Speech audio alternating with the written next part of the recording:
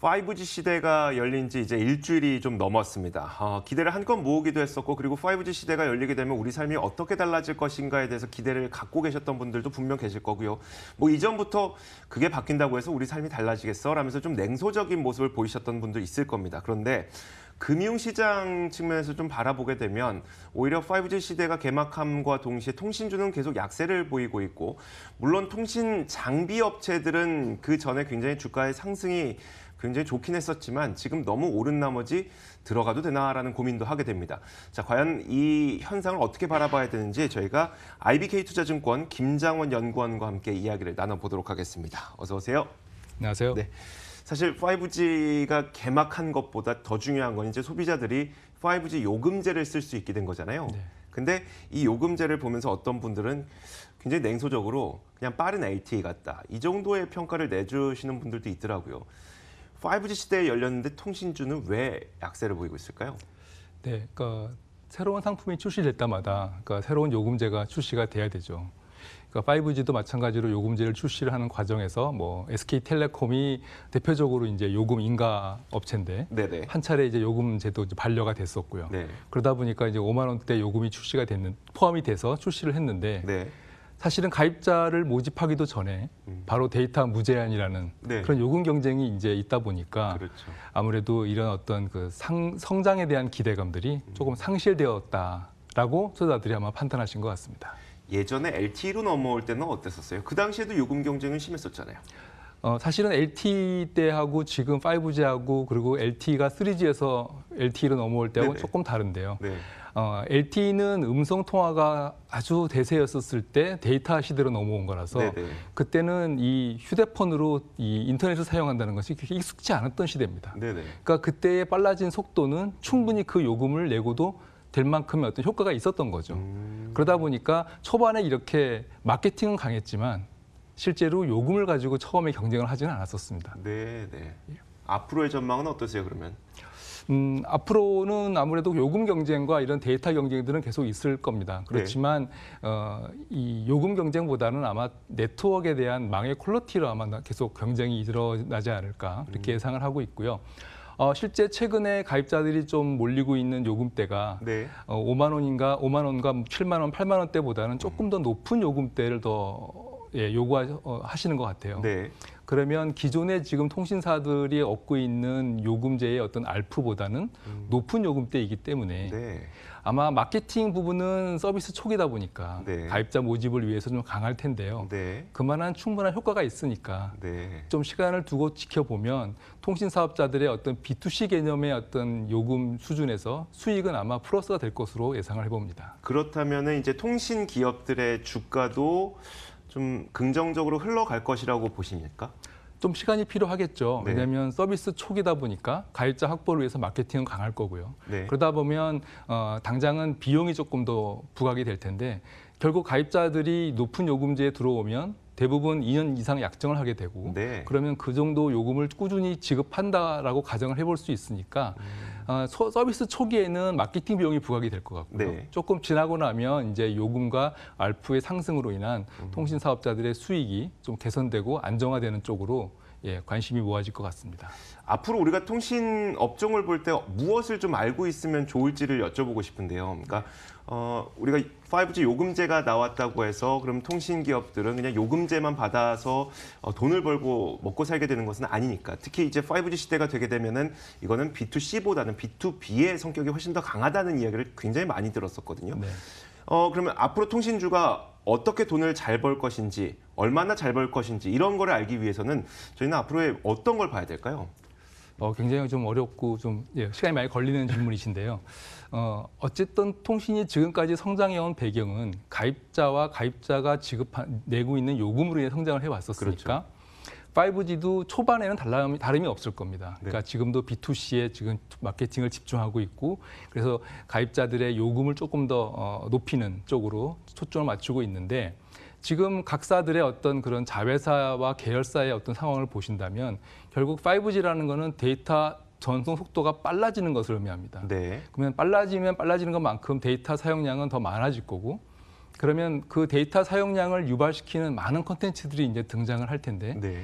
4차 산업이라는 것도 사실은 5G라는 인프라가 구축이 되어야 돼야죠. 가능한 거죠. 네. 그러다 보니까 통신사들도 그렇고 또 비통신 사업자들도 이 통신망을 이용해서 새로운 어떤 성장 동력을 찾으려고 하고 있거든요. 네. 그러니까 오프라인의 성장의 둔화를 온라인 쪽으로 돌려서 성장의 폭을 확대하려고 하는 거니까 통신사들도 기존의 통신망을 통한 가입자들한테 일정한 요금을 매월 받는 수준에서 네. B2B 사업으로 조금 더 확장을 해서 그게 보완이 될 수도 있고요. 이커머스 쪽으로 갈 수도 있고 네. 아직은 저희가 굉장히 좀 먼 얘기일 수도 있지만 자율주행이 됐었을 때 그때 통신의 그 망은 굉장히 중요한 역할을 할 텐데 그렇죠. 그 역할에 있어서 통신사가 그 망을 안정적으로 공급을 해야 되고 거기에 일정한 어떤 그런 기술이라든가 사업 모멘텀을 좀 가져갈 것으로 그렇게 예측을 하고 있습니다. 이 통신사가 안정적으로 망을 구축하는 것도 중요하겠지만 광범위하게 구축하는 것도 상당히 중요하잖아요. 네. 근데 5G 요금제에 실제 가입한 어떤 분들이 하시는 말씀이 아직은 터지는 곳이 많지 않더라. 네. 결국 그 말은 아직도 이것도 기지국이라고 말하나요? 이것도? 네, 같습니다. 네. 기지국을 충분히 더 많이 깔아야 된다는 의미로 저는 들려서 그러면 그 장비 업체들은 앞으로의 전망을 어떻게 보세요? 그 통신 사업자들이 이제 새로운 서비스가 등장을 할 때 그 네. 서비스의 어떤 그 수준과 또 그 서비스를 갖추기 위한 통신 사업자들의 어떤 그 설비 투자의 네. 낙수 효과가 이제 여러 산업에 미치는데 서비스 초기 내지는 서비스가 시작되기 전에 그 낙수 효과가 가장 큰 산업이 이제 통신 장비인 거죠. 네. 최근에 지금 5G가 시작을 하긴 했지만 이게 LTE가 망을 좀 활용하면서 서비스를 시작한 것이라서 저희가 기존에 기대하고 있었던 아니면 이론적으로 좀 알고 있는 그 5G의 어떤 속도는 아직은 구현이 안 되고 있는 겁니다. 그러니까 그 5G는 조금 더 시간이 흘러서 어떤 그 망 기술의 표준화가 이루어지고 네. 또 거기에 또 투자가 조금 더 집중되어야지만 실제로 저희가 생각하고 있고 원하는 속도가 나오지 않을까 싶은데요. 서비스 초기에는 LTE랑 기존의 5G랑 그러니까 병행해서 사용하다 보니 아마 LTE 기존의 기지국을 조금 더 활용하는 네. 그런 식으로 지금 진행을 하고 있어서 아주 핫스팟 지역이 아니면 그리고 그 핫스팟 지역에서도 가입자가 몰리면 아마 생각만큼 속도가 안 나올 수 있을 겁니다. 그런데 결국은 통신사들은 지금 경쟁을 해야 되는 입장에서 이미 요금 경쟁을 시작을 했고요. 네.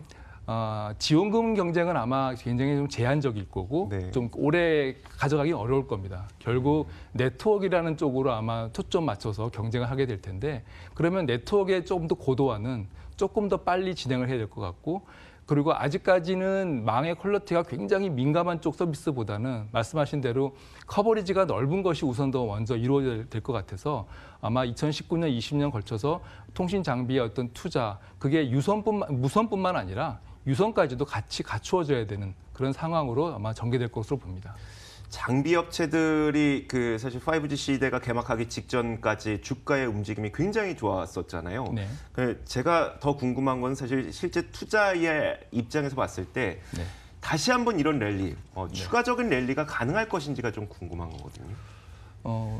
저희 지금 통신이 이제 5번째 네. 새로운 통신망을 지금 갖추게 되었습니다. 그러니까 이전에 저희가 학습 효과라고 할까요? 네. 경험을 통해서 본다면 새로운 서비스가 등장하기 전에 망을 구축해 놓고 네. 그리고 통신 사업자들은 이제 가입자를 받습니다. 그러다 보니까 항상 그런 그 장비 업체들이 서비스가 상용하게 되기 이전에 네. 수혜를 보는 것이 이제까지의 어떤 상황이었었는데 당연히 그걸로 인해서 이번에도 네. 작년에 이미 통신 장비주들이 주식시장에서 이제 주목을 받은 거죠. 네. 그렇지만 지금 말씀드린 대로 통신 사업자들의 투자는 사실 작년에 그렇게 광범위하고 깊게 이루어졌다고 보기는 어렵습니다.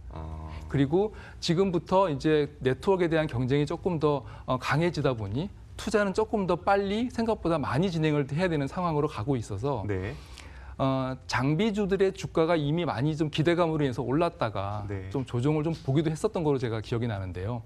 결국 수익이라든가 매출, 발주가 좀 많아지는 시기는 아마 금년부터 조금 더 진행되지 않을까 싶어서 기대감으로 올라간 주가 종목들의 실제 수익은 올해 내년 이렇게 저희가 보지 않을까 싶습니다. 그리고 그렇게 되면 주가의 어떤 랠리가 기대감만큼 그렇게 세게 움직인다라고 말씀드리기는 좀 어려울 수 있지만 네. 다시 한번 주목을 받을 거고 그게 실제로 수익과 연동해서 움직일 수 있기 때문에 앞으로도 충분히 특히 서비스가 이루어지는 지금 시점에서의 그 경쟁 요소가 네트워크라는 점을 감안해 본다면 예, 주목할 필요가 충분히 있다고 봅니다. 그 혹시 관련 기업들을 한 번만 좀 간략하게 언급해 주시면 어떨까요? 정리해 주시면.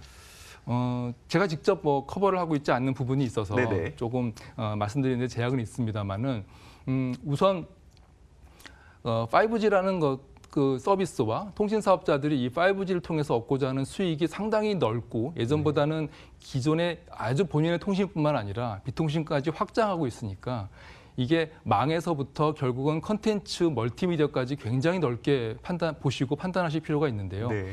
우선 서비스 초기이고 또 네트워크에 대한 고도화가 지금 진행되는 과정에 있으니까 우선 장비주를 보시는데 무선 장비와 유선 장비를 나눠서 보실 필요가 있고요. 네. 무선 장비와 유선 장비는 아마 시장에서 많은 분들이 잘 알고 계실 겁니다. 네. 그래서 실제로 무선 장비에서는 이제 RF 장비라든가 이런 것 장비들이 아마 수익이 좀 더 좋아질 수 있을 것 같고 또 한 가지는 지금 5G는 이제 무선이다 보니까 네. 무선 장비에만 집중이 되어 있는데 이 5G가 제대로 이 속도를 구현하기 위해서는 사실은 기지국을 더 넓히는 거는 현실적으로 좀 제약이 있습니다. 네. 공간적인 제약도 있고. 그래서 중간에 소형 기지국들이 좀 많이 설치되지 않을까 저는 그렇게 네. 생각을 하고 있고요.